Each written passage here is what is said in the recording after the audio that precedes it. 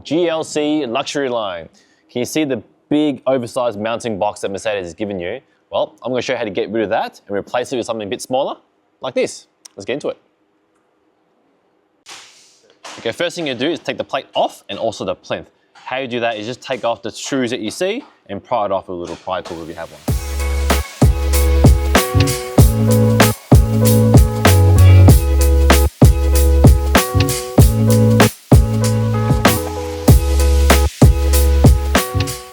Now that we have the oversized mounting box off the car, we can replace it with our miniature delete kit. So this just screws into the car using the screws provided. From there, you need to pair it up with a mounting bracket. Now, being a two-part mounting solution, you need to pair it up with the number plate style to suit. So we've got a Victorian plate, we've got a Victorian slimline bracket to pair. They come together, and from there, your number plate can go on and you'll be done with the install. So let's get into it. You might be wondering, oh, Chris, what do I do with the leftover hole? Thought of that. We've come up with a little plug and a neat little screw so you can plug it up and it'll look kind of like a parking sensor. Clean it up for you.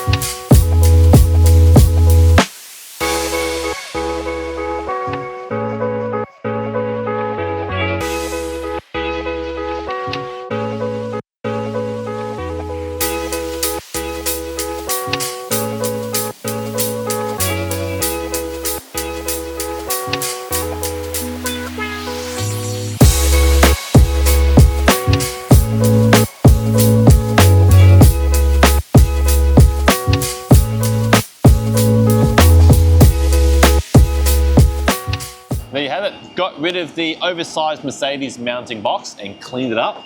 Now don't forget, you do need to grab a bracket to pair it with the plinth, being a two-part mounting system. So pair that up with the correct number plate bracket to suit your number plate style. And we've also plugged up 2 extra holes too.